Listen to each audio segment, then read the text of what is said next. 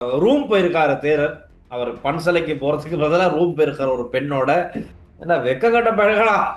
ஏய், எங்கடா இருந்து வாரீங்க நீங்களா? 2K கிட்ஸ் இருக்காங்களே, 2K கிட்ஸ் ஏன் தான் சொல்றத கேட்கறாங்களோ தெரியாத ஹெல்மெட்டை போட்டுக்கிட்டு இருந்தா தாண்டி பெரிய ஹெல்மெட்.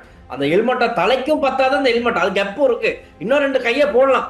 அந்த பெரிய ஹெல்மெட்டை சின்ன தலைக்கு போட்டுக்கிட்டு பைக் எடுத்துக்கிட்டு ஓயின்னு பறக்குறதுல அதான் அந்த காண்டி. உங்களுக்கு எல்லாம் தைரியம் பத்தல, கட்ஸ் இல்ல, நாங்க சுத்துறோம். எங்களை பார்த்தா பொறாம வயிறு எரியுது, காலில் இருந்து புகை வருது. உங்களுக்கு உலக அளவில் எரிபொருள் விலை கூடியுள்ளது. நாங்கள் கூட்டியதற்கு முழு சுமையை மக்கள் மீது போடவில்லை. அதில் ஒரு பங்கு அரசாங்கமும் பொறுப்பேற்றிருக்கு. எல்லாம் பல நாடுகள் ஒர்க் ஃப்ரம் ஹோம் கொடுத்துட்டாங்க. நாங்க எல்லாம் அது இன்னும் கொடுக்கல. ஏன்டா இவங்க தான் இந்த உலகத்துக்கு கடன் கொடுக்குறாங்க. இப்ப இவங்க எப்படி இருக்குன்னு தெரியுமா? புது கல்யாணக்காரர் மாதிரி தான் இருக்கு. புது கல்யாணத்துல என்ன நடக்கும்?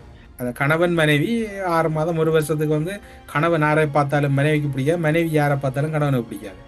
அதை வேற ஞாபகப்படுத்திட்டீங்க. நெஞ்சமெல்லாம் பொண்ணு அறக்கு தம்பி. இல்ல என்னதான் இருந்தாலும் இப்ப யாரு நளின சொன்னாரு, அமைச்சர் நளின் சொல்லியிருக்காரு, கிடைக்கிற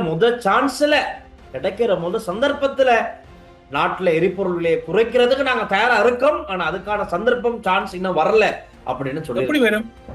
பசில் வரையில்லாத அவர் வருத்தவாதப்பட்டிருக்கிற இல்ல பிளைட்ல வாரதே ஏதோ வேலை செஞ்சுக்கிட்டு வர வேண்டிய மாதிரி தான் அந்த கதையை இருக்கு. நான் ஓட்டுற கதை என்னென்ன சொல்றான் பாருங்க. கம்பி கட்டுற கதையெல்லாம் எடுத்து போடுறாங்க. இந்த கதைகளை பார்த்தா தலைமறைவு இல்ல, உடம்பெல்லாம் மறைச்சுக்கிட்டு தான் இருக்க மாதிரி தான் இருக்கு.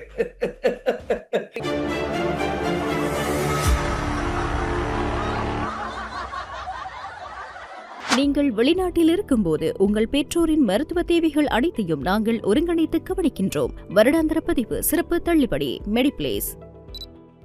ஸ்ரீ காளிமாதா ஜோதிடம். உலக புகழ்பெற்ற ஜோதிடர் பண்டித் மகாராஜா. காதல், கல்யாணம், உத்தியோகம், வியாபாரம், கல்வி, குழந்தை பாக்கியம் மற்றும் மந்திர சூனிய பிரச்சனைகளுக்கு நிரந்தர தீர்வு. வணக்கம். சும்மா வணக்கத்தை விட்டு போட்டு இந்த நாட்டு நடப்ப நிப்பாட்டி போட்டு வீட்டை போய் நீங்க நித்திரைய கொடுங்க. ஏரியா நாங்க சொன்னா உங்களுக்கு பிரச்சனை. நாங்க உங்களோட இல்ல பாவம், நீங்க நம்ம சொன்னா உங்களுக்கு பிரச்சனை. சரி, வணக்கம். ஓகே, முதல்ல வணக்கத்தை சொல்லுங்க. ஓகே, வணக்கம். நான் என்ன சொல்றேன், போன கிழமைக்கு முந்தின கிழமை என்ன கத்தி கொண்டிருக்கிறேன், என்ன கத்துறேன், நிலைமை இப்படித்தான் போகுது. நீங்க பெரிய உடனே கீழே நின்று குடுகுடுப்பக்கார மாதிரி நீங்க பெரிய டெல்சா கொஞ்சம் கொமெண்ட்ஸா வாய்ச்சிருங்க. நீங்க சண்டே எல்லாம் போய் ஃப்ரீயா வந்திருக்கிறீங்க. இப்ப கொமெண்ட்ஸையும் கொஞ்சம் வாய்ச்சிட்டோம்னா லேசா இருக்கு. சொல்லிருக்காரு அன்பரசு கொண்டா கிண்டகோ, டில்சானை பேசுறீங்க, பாவம் தான் டில்சான் அப்படின்னு போட்டிருக்காரு. பேசாம நாட்டை தமிழரசிடம் கொடுங்கப்பா. நாட்டை எந்த நாளும் பார்த்தா அனுரவுக்கு ஒன்றும் தெரியவில்லை. ஒரு நாட்டை எப்படி வழிநடத்தலாம் என்று தமிழரசருக்கு தெரியும். டில்சான் சொப்பன சுந்தரி மாதிரி எல்லாரும் வச்சிருக்கிறது இல்லாது, அது ஒரு நாள் தான் வச்சிருக்கணும், வேணாம். அது இன்னொரு கமெண்ட், அடுத்த இலங்கையின் அதிபர் ஒரு பிக்காக இருக்கலாம். இல்ல அது சரி. அந்த அந்த அந்த அன்பர கருத்தை நான் ஏற்றுக்கொள்றேன். என்றால் இப்ப இது ஒரு கடுமையான இந்த பௌத்த பிக்குகள் கருத்துக்களை உருவாக்கி அடுத்த எல்லா எதிர்கட்சியும் அனுரவை ரிமூவ் பண்றதுக்கு ஒரு பௌத்த பிக்குவை முன்னிலைப்படுத்தலாம். அதுக்கான பாசிபிலிட்டி இருக்குது. அந்த அந்த அன்பர கருத்துல ஒரு நியாயப்பாட நான் எதிர்பார்க்கிறேன் வெகு விரைவில். தமிழரசு பேசாம நீங்க போய் அரசு ஆலோசகராக, அதிலும் முதன்மை ஆலோசகராக இருந்து நாட்டை வழிநடத்தலாமே. அரசாங்கம் ஒண்ணுமே செய்யவில்லை என்கின்றீர்கள். என்ன செய்ய வேண்டும்? நாம் சொன்னதெல்லாம் கடந்த வாரத்துக்கு முன்னர் சொன்னதெல்லாம் இப்போது நடக்கிறதல்லவா? இப்ப யாரு சொல்றா? வேற யாரும் சொல்லல சார். அனுர கருணாதிலக மின்சக்தி எரிசக்தி அமைச்சர் சொல்றார். என்ன சொல்றார்? விலையை கூட்டல் என்றால் சாத்தியம். இத இப்ப இந்த கவர்மெண்ட் இருக்கிற பெரிய மிஸ்டேக் என்ன சொல்லுங்க டேல் சார். இப்ப நீங்க எனக்கும் உங்களுக்கு எவ்வளவு பேர் எவ்வளவு கருத்து சொல்றாங்க, அதை திருத்திக் கொள்ளுங்க, இது இப்படி செய்தான். நாங்க என்ன திருத்தாம இல்ல, நாங்க 2 பேரும் அப்படி இருந்து பிரயோசனம் இல்ல. மக்களுடைய விமர்சனங்களை கேட்டு அது கேட்டால் மாதிரி நாங்க மாற்றி நடந்துகிட்டு போய்கிட்டு இருக்கோம். இல்லாட்டி என்ன டீல் செஞ்சுற கருத்து சொல்ற அவங்களோட சுதந்திரம். ஆனா இவங்களை பழுதாக்குற. எனக்கு இதுல என்ன கவலைன்னு சொன்ன இந்த இடத்துல சொல்ல வேணும். இப்ப தொடர்ந்து அவரை கதைக்கிறேன்னு இல்ல. முதல் 2010 அரசியலுக்கு வரக்குள்ள சுமந்திரன் ஒரு நல்ல ஒரு வித்தியாசமான போக்கா தான் இருந்தவர். அவர் எல்லாரும் ரசிச்சவங்க. 2010 யாழ் மாவட்டத்தில் தேர்தல் கேட்கும் போதும் அவர் மீதான ஒரு ஈர்ப்பு சக்தி இருந்தது. அவர் எப்ப மெட்டாக்கள் சொல்றத கேட்க மாட்டேன் முடிவெடுத்தாரோ அவரை வெறுக்க தொடங்கிட்டாங்க. முதல் நல்ல மனுஷன், அவரோட கதைக்கெல்லாம் பேசலாம், நல்ல திறமையானவர், நல்ல விஷயங்களை கையாளக்கூடியவர். இன்றைக்கு பாருங்க அவரோட நிலைமையை. இன்னைக்கு யாராலையும் மதிக்கக்கூடிய அளவுல இல்லைன்னு. அது மாதிரி தானே இவங்களை அனுரவ கொண்டு போறாங்க. அனுரவ எல்லாம் செய்யலாம். போன கிழமை ஹரிசா சொன்னதுதான் உண்மை. நான் ஹரிச சொன்னதுக்கு முதல் நான் சொன்னேன் சார், நீங்களும் அது அது தொடர்பான சில கருத்துக்களை இதுல பதிவு செய்யும். இந்த நாட்டு நடப்பில் நாங்க பேசின உடனே வந்து முதல் இந்த கவர்மெண்ட் வந்து விமர்சனங்களை தாங்கி கொள்ள வேணும். விமர்சனங்களை தாங்கி கொள்ளலைன்றால் அவங்களை இன்னும் வந்து முதிர்ச்சி அடையலைன்னு அர்த்தம். ஒரு ப்ராப்பரான பொலிட்டீஷியன் அல்லது ப்ராப்பரான ஒரு ஜேர்னலிஸ்ட் வந்து விமர்சனங்களை உள்வாங்கணும். அந்த உள்வாங்குற தன்மை உங்கள்கிட்ட இல்லைன்றால் எங்கேயோ பேசிக்ல எங்கேயோ பிள்ளை. அதே மாதிரி தானே இன்னொரு விஷயமும் இருக்கு. இப்ப நீங்க சொன்னீங்க அமைச்சர் அனுர கருணாதிலக சொன்னது சம்பந்தமா அவர் இன்னைக்கு நடந்த பிரஸ் மீட்ல இன்னொரு விஷயம் சொல்லியிருக்கார். நாட்டில் தற்போது நடைமுறைப்படுத்தப்பட்டு வரும் QR முறைமையை எதிர்காலத்தில் கடுமையாக செயல்படுத்த எதிர்பார்க்கப்படுவதாக அமைச்சர் அனுர கருணாதிலக தெரிவிச்சிருக்காரு. தற்போது நிலவும் நெருக்கடியான காலகட்டத்தில் எரிபொருள் நுகர்வை கட்டுப்படுத்துவதே இதன் நோக்கம் என்றும் அமைச்சர் குறிப்பிட்டிருக்கிறார். இதன் மூலம் பொருளாதாரத்தில் ஏற்படும் தாக்கம் ஓரளவிற்காவது தணிக்கப்படும் என நம்பப்படுவதாகவும் அவர் மேலும் தெரிவிச்சிருக்காரு. ஏன்னா QR வந்து இப்ப நான் கூட QR தான் யூஸ் பண்றேன். ஒரு சில இடங்கள்ல QR பார்க்காம அடிக்கிறாங்க, இன்னும் அது நடந்துகிட்டு இருக்கு. சில இடங்கள்ல QR காண்பிச்சும் அந்த இடத்துல அளவுக்கு அதிகமா அளவுக்கு குறைவா அப்படி நடக்குது, பல வேலைகள் நடக்குது. ஆனா இதுக்கப்புறமா இனிவரும் நாட்கள் இது இன்னும் கடுமையா பார்க்கப்படும், யாரும் மிஸ்யூஸ் பண்ணாதீங்க அப்படிங்கிற மாதிரி தான் இன்னைக்கு ஒரு அறிவித்தலையும் விடுத்திருக்காருன்னு நினைக்கிற மாதிரிக்கு. எரிபொருள் பிரச்சனை கொஞ்சம் பெரும் பிரச்சனை தான் இருக்கு. இன்னைக்கு எதிர்கட்சியில் இருக்கவங்க பல பேர் விமர்சிச்சுதான். குறிப்பாக பாட்டளிச்சம்பிக்கிற அணவக்க அவர் GLPS எல்லாம் இன்னைக்கு ஒரு விசேட ஊடகத்தை நடத்தி சொல்லியிருக்காங்க. பெலவத்த ஆபீஸ்லயும் டேக்ஸ் அடிக்ட் ஆகுதான் பெட்ரோலுக்கு அப்படின்னா அவங்க கருத்தை அவங்க முன் வைக்கிறாங்க. பெலவத்த JVP NPP ஆபீஸ்லையும் டேக்ஸ் வேற எட் பண்ணித்தான் இலங்கையில இந்த விலை உயர்வு நடக்குது. மற்றபடி இந்த உலகத்தில் நடக்கிற யுத்தம் எல்லாம் இது காரணம் இல்லை அப்படிங்கிற குற்றச்சாட்டை இவங்க எல்லாம் முன்வைக்கிறாங்க. என்ன நடக்கும்? இல்ல என்ன நடக்கும்ன்ற இப்ப எதிர்கட்சி அதுல பாட்டாளியா இல்ல GLPS சார்ந்ததெல்லாம் விடுங்க. இப்ப நாடு போற நிலைமை மோசம். 6 மாதத்துல 600 மில்லியனை லூஸ் பண்ணிருக்காங்க. இவங்க களவெடுக்கல, இந்த அரசாங்கம் களவெடுக்கல. பொறுப்பற்ற விதத்துல கன்னடங்கள்ல அது ஷோர்டஸ் ஆயிருக்கு. இப்போதான் சொல்ல போனா அந்த 2 எல்லாம் அதெல்லாம் 6-8 நிரப்புறது மக்கள்கிட்ட. ஒரு பக்கம் எரிபொருள் விலை ஏறுது இல்லைன்றதுக்கு இல்லை, அந்த எரிபொருள் விலை ஏற்றத்தை வந்து நீங்க சிஸ்டமேட்டிக்கலா ஹேண்டில் பண்ணிடலாம் இருக்கிறீங்க. என்ன டில்சன் என்ன சொல்றீங்க நீங்க? பிழை நடக்குது, அந்த பிழையை நடக்கிறத தடுக்கவும் மேலாது, அடுத்த நிலைக்கு போகவும் மேலான்னு என்ன செய்யறது? சிஸ்டமேட்டிக்கா பல பிரச்சனைகள் இந்த அரசாங்கத்துல இருக்கு. அது இல்லைன்னு சொன்னாலும் ஏற்றுக்கொள்ளக்கூடிய ஒரு மனம் இருக்கணும் பல பேருக்கு. அது இல்லாதனால தான் பிரச்சனை. ரைட். ஆனா இப்ப நாங்க வெசாக் தினங்கள் இப்ப இருக்கோம், வெசாக் வாரத்துல இருக்கோம். என்னன்னு பாத்தீங்கன்னா வெசாக் டான்ஸ் எல்லாம் நடந்துகிட்டு இருக்கு.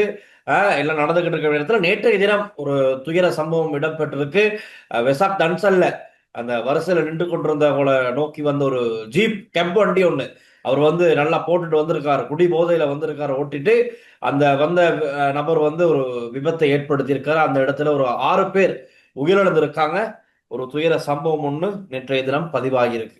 இந்த வெசாக் பாரமண்டில் இலங்கையில விபத்துக்கள் நேற்று பாத்தீங்கன்னா யாழ்ப்பாணத்துல ஒரு பகுதியில வந்து அந்த ஒரு வீதியில வந்து ஒரு முறையான வகையில வீதிகளை 2 மோட்டார் சைக்கிளை வந்து ஒரு கடக்க முற்பட்ட போது பாரிய ஒரு விபத்து. அது மாதிரி இலங்கை உள்ளாக இந்த வெசாக் பாரமண்டில தொடர்ச்சியான விபத்துகள் நடக்குதுன்னா, ஆனா அதிகமா இப்ப நேற்றைக்கு முன்தினமும் அதிக அளவான விபத்து பதிவாகி இருக்கு. என்னன்னு சொன்னா இந்த வெசாக்குக்கு இந்த 2K கிட்ஸ் இருக்காங்களே, 2K கிட்ஸ் ஏன் தான் சொல்றத கேட்கறாங்களோ தெரியாத ஹெல்மெட்டை போட்டுக்கிட்டு இருந்தா தாண்டி பெரிய ஹெல்மெட், அந்த ஹெல்மெட்டை தலைக்கும் பத்தாத அந்த ஹெல்மெட், அது கெப்பும் இருக்கு, இன்னும் 2 கையை போடலாம்.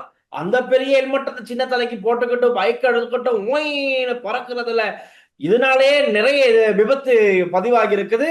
தன்சல் போறது, சத்தம் போட்டுக்கிட்டு போறது, ஒழுக்கம் இல்லாத பல செயற்பாடுகளை இந்த 2 நாளா கொழும்பும் சரி கொழும்புக்கு வெளியும் சரி நிறைய இடங்கள்ல பார்க்கக்கூடியதாக இருந்துச்சு. ஆனா இந்த இப்படி சட்ட விரோதமா இப்படி போறதெல்லாம், ஒழுக்கம் இல்லாத மாதிரி இப்படி பயணிக்கிறதெல்லாம் விபத்துக்கள் ஏற்படுறதுக்கு பிரதான காரணமா அமையுது. அந்த வகையில் நேற்று அந்த விபத்து கூட இந்த போலீசார் எவ்வளவுதான் இந்த விஷயங்களை தொடர்ந்து சொன்னாலும் கூட மக்கள் அது தொடர்புல முறையான வகையில பின்பற்ற மாதிரி பண்றாங்கல்ல. அவங்கவுங்க பாதுகாப்பு அவங்க கையில தான் இருக்கு. அதனால பொறுப்புடன் நடந்துக்கிறது, எல்லாரும் சரியா நடந்துக்க வேண்டியது உங்க கையில தான் இருக்கு. இப்ப நான் சொல்லல டெல்சான், ஹர்ஷடி சில்வா சொன்னதை மீண்டும் ஞாபகப்படுத்துறேன். பாருங்க, இந்த ஹர்ஷடி சில்வா சொன்ன ஒரு 3 வரியை மட்டும் சொல்றேன் டெல்சான். இன்றைக்கு வந்து இவர் எங்கடாரு எரிசக்தி அமைச்சர் சொன்னதுக்கும் ஹர்ஷடி சில்வா சொன்னதுக்கும் இருக்கக்கூடிய ஒற்றுமை. ஹர்ஷடி சில்வா எப்ப சொல்றார்? போன கிழமை சொல்றாரு, போன புதன்கிழமை அப்படி சொல்றாரு அவர். அதாவது தரமற்ற நிலக்கரியால் உற்பத்தி செய்யப்படும் மின்சார அளவு குறைவாக உள்ளதனால் அதற்கு பதிலாக எரிபொருள் மூலம் மின்சாரத்தை உற்பத்தி செய்ய வேண்டியுள்ளது. எரிபொருளை மிக உயர்ந்த விலைக்கு கொள்வனவு செய்தாலும் எரிபொருளுக்கான மானியம் நீக்கப்படுவதென்றால் மக்கள் மீண்டும் ஒருமுறை பாரிய சுமையை சந்திக்க நேரிடும். இது தவிர்க்க முடியாது, நிச்சயமாக இடம்பெறும். அதிலிருந்து தப்பித்துக் கொள்வதற்கு அனுரவுக்கு எந்த சந்தர்ப்பத்திலும் சாத்தியம் இல்லை. இப்போது பொருளாதாரத்தை இந்த விடயத்தை நிமர்த்தி செய்யறதுக்கு எரிபொருள் விலை கூட்டப்படுது. எரிபொருள் விலை கூட்டப்பட்ட என்ன நடக்கும்? பொருட்கள் விலை கூட்டப்படும். பொருட்கள் விலை கூட்டப்பட்ட என்ன நடக்கும்? வாழ்க்கை செலவு அதிகரிக்கும். வாழ்க்கை செலவு அதிகரிச்சா என்ன நடக்கும்? மக்களுக்கு வறுமை இயல்பா வரும். இவங்களுக்கு 2 ஆப்ஷன் தான். IMF விடயத்திலேயோ அல்லது நாட்டு விடயத்திலேயோ இவங்க உடனடியாக சஜித் பிரேமதாச சொன்ன மாதிரி அனைத்து கட்சி கூட்டத்தை கௌரவத்தை வெளியில விட்டுட்டு உடனடியாக கூட்டணும். அனைத்து கட்சி கூட்டத்தை கூட்டி இந்த விடயத்தை கையாளவனும். இவர் கிட்டத்தட்ட இதே போர்டர் லைனுக்கு போயிட்டார். அனுரா போர்டர் லைன்ல நிக்கிறார். இதுக்கு மிச்சமா இவருக்கு சான்ஸே இல்லை. அனுரா போர்டர். ஆனா மாலிமாவ MP அசித்த நிரோசன ஒரு விஷயம் சொல்லியிருக்காரு. இந்த நிலைமை வலுவான பொருளாதாரங்களை கொண்ட வியட்நாம், இந்தியா, சிங்கப்பூர் போன்ற நாடுகளையும் பாதித்துள்ளது. இந்தியா கடந்த சில வாரங்களில் எரிபொருள் விலையை 4 முறை உயர்த்தியுள்ளது அப்படின்னு சொல்லியிருக்காரு. அதே மாதிரி தான் அமைச்சர் நளின் ஜெயதிஸ் இன்னைக்கு ஹாஸ்பிட்டல் ஒரு ஓப்பனிங்காக வந்திருந்த நேரத்தில் சொல்றாரு, உலக அளவில் எரிபொருள் விலை கூடியுள்ளது. நாங்கள் கூட்டியதற்கு முழு சுமையை மக்கள் மீது போடவில்லை. அதில் ஒரு பங்கு அரசாங்கமும் பொறுப்பேற்றிருக்கு. எரிபொருள் கொண்டு வர நிறுவனங்களும் ஒரு சிறு தொகையை பொறுப்பேற்றிருக்கு. மிச்ச மிகுதியைத்தான் மக்கள் செலுத்தி அவங்களுக்கான எரிபொருளை பெற்றுக்கொள்றாங்க அப்படின்னு சொல்றாரு. ஆனா அவர் இன்னொன்னு சொன்னாரு, கோவிட் காலத்துல இருந்த மாதிரி இல்லையா சிச்சுவேஷன். இப்ப சிச்சுவேஷன் வேற, அப்ப சிச்சுவேஷன் வேற. அப்ப நாட்டை மூடிட்டு லாக்டவுன் போட்டுட்டு உள்ளுக்கு செயற்பாடுகள் எதுவுமே செய்யப்படல. சிஸ்டம் டவுன் ஆகிருச்சு. ஆனா இன்னைக்கு அரசாங்கம் என்ன செய்யுதுன்னு சொன்னா, சர்வதேச ரீதியா பல போர் பதற்றம் இருந்தாலும் பல பிரச்சனைகள் இருந்தாலும் டாலர் ஏறி இறங்கினாலும் கூட நாட்டுல சிஸ்டம் ஓடிக்கிட்டு தான் இருக்கு. இப்ப ஒரு புதன்கிழமை ஒரு நாள் தான் விடுமுறை கொடுத்திருந்தோம். இப்ப அந்த விடுமுறை நாங்க எல்லாம் பண்ணிட்டு எல்லாம் வேலை நடக்குது, எல்லாம் ஓடிக்கிட்டு இருக்கு, கவர்மெண்ட் ஓடிக்கிட்டு இருக்கு. எல்லாம் பல நாடுகள் ஒர்க் ஃப்ரம் ஹோம் எல்லாம் கொடுத்துட்டாங்க. நாங்க எல்லாம் அது இன்னும் கொடுக்கல. ஆனா நாங்க எல்லாம் இயக்கிக்கிட்டு தான் இருக்கோம். அதை பாருங்க, அப்ப இந்த அளவுல நாங்க மேனேஜ் பண்ணிக்கிட்டு இருக்கோம்னு அமைச்சர் நளின் ஜெயதிஸ் சொல்லிட்டாங்க. ஏன்னா இவங்க தான் இந்த உலகத்துக்கு கடன் கொடுக்குறாங்க. அவன் காசு இல்லாம இருக்கிற இந்தியா எவ்வளவு அவங்கள ரிசர்வ் பேங்க் 700 பில்லியனுக்கு மேல, பில்லியனா மில்லியன்ல பில்லியனு டாலருக்கு மேல ரிசர்வ் பேங்க்ல 7000 700 அவங்களே எவ்வளவு முன்னேற்பாடு. வாகனத்தை குறைச்சாது எனக்கு விலங்கல். இவங்க எந்த கடவுளே, சீனாவுல கூட சில ஏற்பாடு நடந்திருக்கு, சிங்கப்பூர்ல நடந்திருக்கு. சீனாண்டை ஹர்முஸால பெரிய கப்பலை கொண்டு போறதுல பெரிய நெருக்கடி. இந்த ஹர்முஸ் நீரின இருக இலங்கை ஆசியாவோட நிலைமை மோசமாகும். மோடி 1 வருஷத்துக்குரிய பிளான போட்டிருக்காரு எப்படி ஒர்க் பண்றேன்னு. உண்மையில நலிந்த ஜெயதிசையெல்லாம் பார்க்க போனா எனக்குமே அந்த பிரைமரி ஸ்டூடெண்ட் மாதிரி தான் தெரியுது அரசியல். ஆனா அப்படி இருந்ததுக்கு அவங்களுக்குன்னு ஏதாவது தனித்திட்டம் அமைதியா வச்சிருக்காங்களோ தெரியாது. அது தானே கொழுக்கட்டை அவியுது, கொழுக்கட்டை நல்ல பெருசா இருக்குது, கடிச்சு சாப்பிடக்குள்ள அங்க உள்ளுக்குள்ள ஒன்றும் இல்லைன்னா என்ன பிரயோசனம்? கொழுக்கட்டைக்குள்ள விஷயம் இருக்கணும். இல்ல நான் திரும்பவும் சொல்றேன் டில்சான், பிள்ளையாது எல்லாரும் விளங்கிக்கொள்ளாங்க. இந்த அரசாங்கம் ஸ்மூத், ஒரு பிரச்சனையும் இல்லை. சிஸ்டங்களை கொஞ்சம் உள்வாங்குங்களேன், உள்ளுக்குள்ள எடுங்களேன் நீங்க. அதான் இப்ப அவர் சொல்லியிருக்காரு, யாரு முன்னாள் SJB MP ஹலீம் சொல்லியிருக்காரு, அனுபவம் இல்லாதவர்களிடம் அதிகாரம் சென்றதால் நாடு சீர்குலைந்து விட்டதுன்னு சொல்லியிருக்காரு. சீர்குலைஞ்சதா சீர்குலையில இப்ப சட்டம் ஒழுங்குலையெல்லாம் நாங்க அப்படி சொல்லல. சட்டம் ஒழுங்கெல்லாம் அவங்க நான் பொருளாதாரத்தை மட்டும் பற்றி தான் சொல்லுவேன் டில்சான். இதுல இவங்கள குற்றச்சாட்டு பொருளாதாரம் தொடர்புலாம் சொல்லுவேன். அதாவது சரியா மெனக்கிட்டு போறாங்க இல்ல அப்படிங்கிற ஒரு பிரச்சனையை நீங்க முன்வைக்கிறீங்க. அவ்வளவுதான் டில்சான். இப்ப பொருளாதாரத்தை சரியா மேனேஜ் பண்ணா ஏன் இந்த இஷ்யூ? மற்றது எதிர்கட்சியில் இருக்கக்கூடிய அத்தனை பேரும் NBPல JVP விடுங்க, டெல்வின் செல்வாடுங்க, அனுரவோட மிகவும் ஒரு நெருக்கமா பழகக்கூடியவங்க. இப்ப அனுரவும் கிட்டத்தட்ட ஒரு பெரிய டிப்ரெஷன்ல இருக்கிறார். அவங்களோட காய்ச்சா இவங்களுக்கு பிரச்சனை. இப்ப இவங்களோட எப்படி இருக்குன்னு தெரியுமா? புது கல்யாணக்காரர் மாதிரி தான் இருக்கு. புது கல்யாணத்துல என்ன நடக்கும்? அது மட்டும் இல்ல, புது கல்யாணக்காரருக்கு என்ன நடக்கும்? அந்த கணவன் மனைவி 6 மாதம் 1 வருஷத்துக்கு கணவன் யாரை பார்த்தாலும் மனைவிக்கு பிடிக்காது, மனைவி யாரை பார்த்தாலும் கணவனுக்கு பிடிக்காது. என்ன சொல்ல, அப்படி ஒரு டீப் லவ்வா இருக்கு. அத வேற ஞாபகப்படுத்திட்டீங்க. நெஞ்சமெல்லாம் பொண்ணா இருக்கு தம்பி. இல்ல என்னதான் இருந்தாலும் இப்ப யாரு நளின சொன்னாரு, அமைச்சர் நளின் சொல்லியிருக்காரு, கிடைக்கிற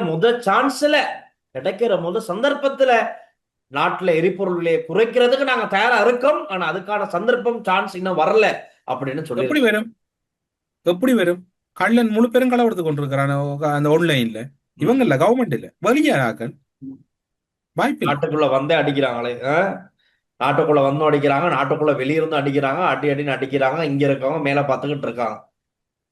அதனால திரை சேர்ல இருந்த காசெல்லாம் அதுவா போய்கிட்டு இருக்கு. முதல் திரைச்சேரியில இருந்த காசு வழியே போகும், இப்ப வழி தெரியாம போகுது. டேல்சா, அந்த முகங்கள் மறைக்கப்பட்ட ஏதோ ஒரு வாகனத்துல போற மாதிரி ஒரு சில படங்கள் வெளியே பேசிக்கிட்டு இருக்கோம். என்ன உள்நாட்டிலையும் சரி வெளிநாட்டிலையும் சரி திரைச்சேரிகள் இருக்க பணத்தை கொள்ளையடிக்கிற கூட்டத்தை பத்தி பேசிக்கிட்டு இருந்தோம். இப்ப இது என்ன, இப்ப இந்த விஷயம் என்ன சொன்னா, கஷ்டப்பட்டு நாளாந்தம் ஒரு வருமானத்தை திரட்டி கொள்றதுக்காக, தங்களோட குடும்பத்துக்காக, தங்களோட எதிர்காலத்துக்காக இந்த வண்டி ஓட்டுறவங்க இருக்காங்க. ரெண்டு கார், ரைட்டா, 2 கார் ஓட்டுறவங்க இருக்காங்க. குத்தகை வாகன ஓட்டுநர் ஒருவர் அவர் என்ன ஓடிக்கிட்டு இருந்திருக்காரு. 1001 போற மாதிரி ஏறி அந்த நபரை மிரட்டி இப்படி கழுத்தை பின்னுக்கு ஏறின நபர் இப்படி கழுத்தை நெரிச்சிக்கவும், முன்னுக்கு இருக்கவன் கையை போட்டு இருக்க காசெல்லாம் மிரட்டி எடுத்து 38,500 ரூபாய் பணம் கொள்ளையிட்ட சம்பவம் ஒண்ணு பதிவாகி இருக்கு. ஆனா அந்த சம்பந்தப்பட்ட 3 பேரும் கைதாகிட்டாங்க. பெரிய விஷயம். ஆனா பாருங்க எவ்வளவு ஒரு பயம்.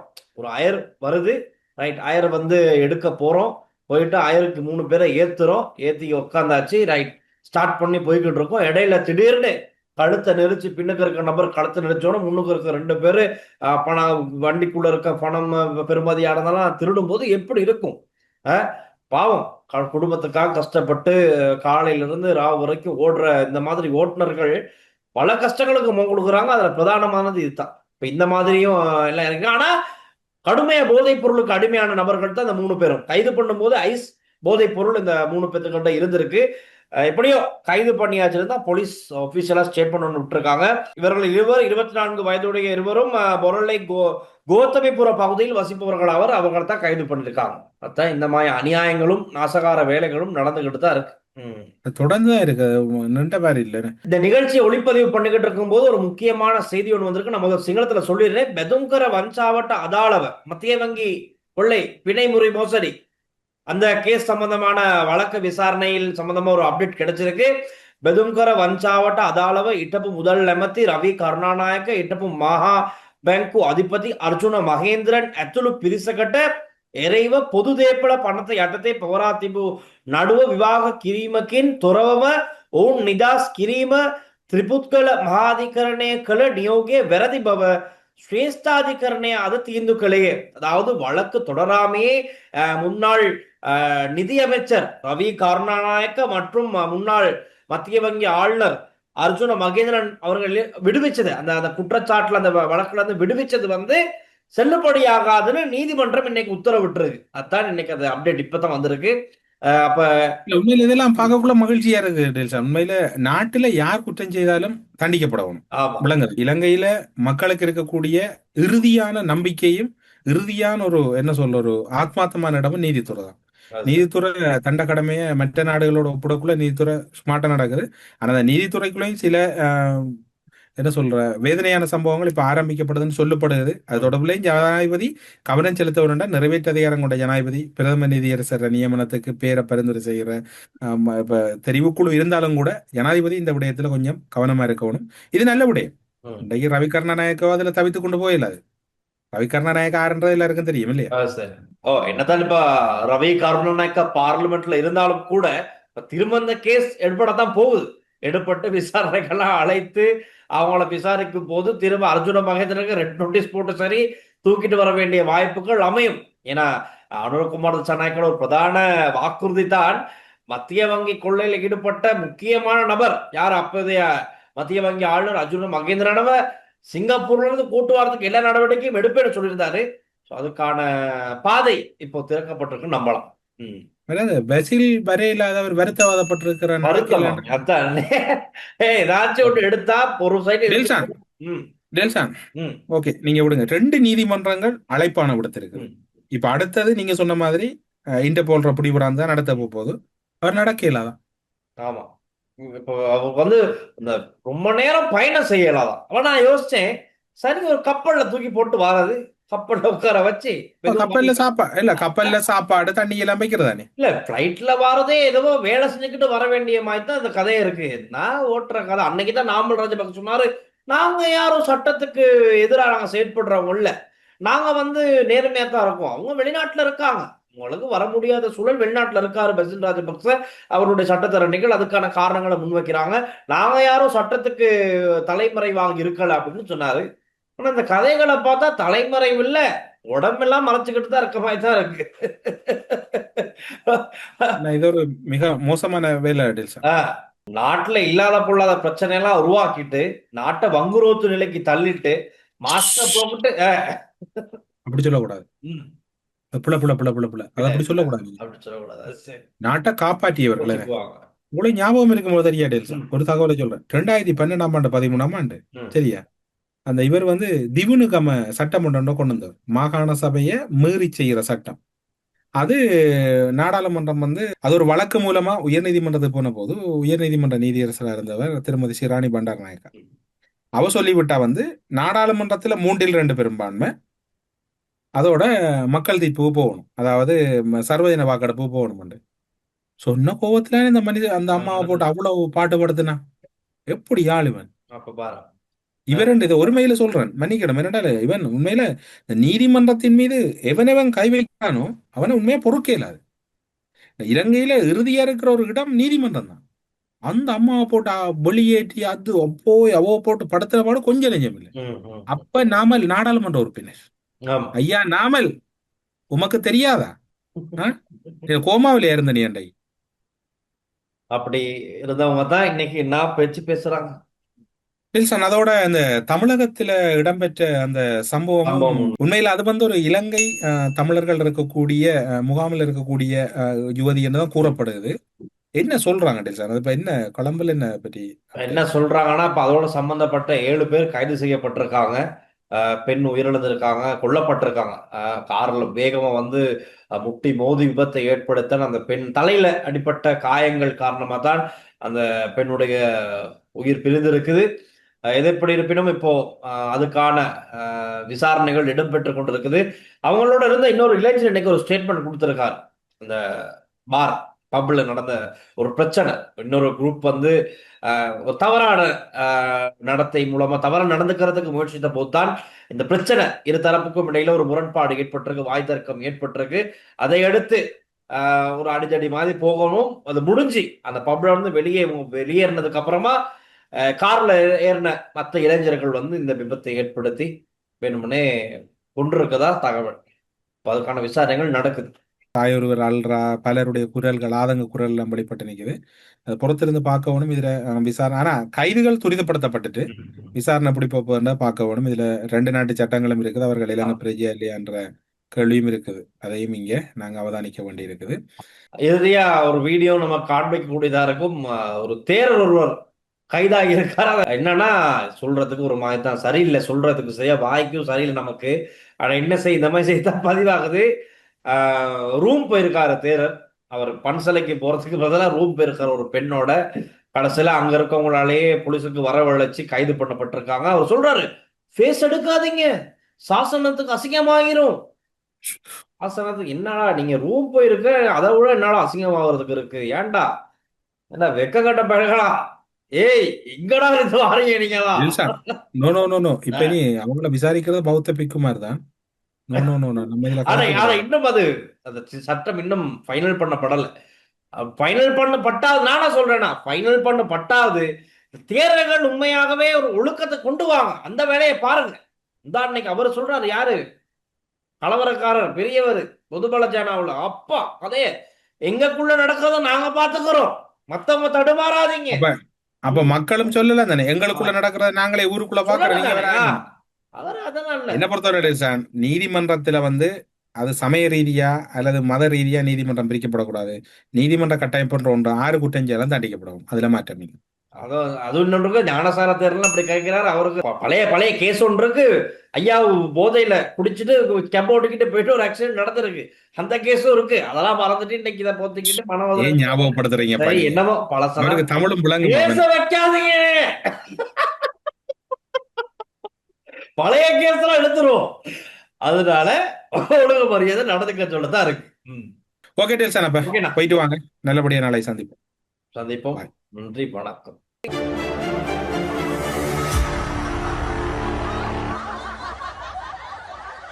ஸ்ரீ காளிமாதா ஜோதிடம் உலக புகழ்பெற்ற ஜோதிடர் பண்டித் மகாராஜா. காதல், கல்யாணம், உத்தியோகம், வியாபாரம், கல்வி, குழந்தை பாக்கியம் மற்றும் மந்திர சூனிய பிரச்சனைகளுக்கு நிரந்தர தீர்வு. நீங்கள் வெளிநாட்டில் இருக்கும்போது உங்கள் பெற்றோரின் மருத்துவ தேவைகள் அனைத்தையும் நாங்கள் ஒருங்கிணைத்து கவனிக்கின்றோம். வருடாந்திர பதிவு, சிறப்பு தள்ளுபடி, மெடிப்ளேஸ்.